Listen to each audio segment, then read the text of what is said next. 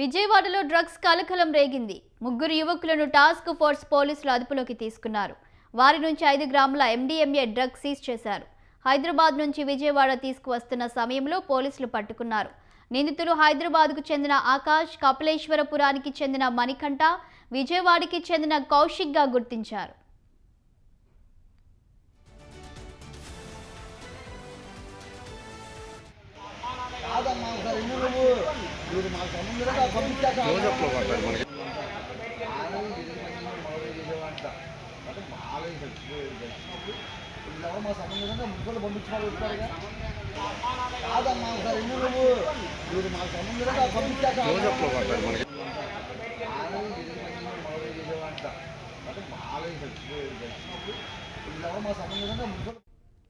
విజయవాడలో డ్రగ్స్ కలకలం రేగింది. ముగ్గురు యువకులను టాస్క్ ఫోర్స్ పోలీసులు అదుపులోకి తీసుకున్నారు.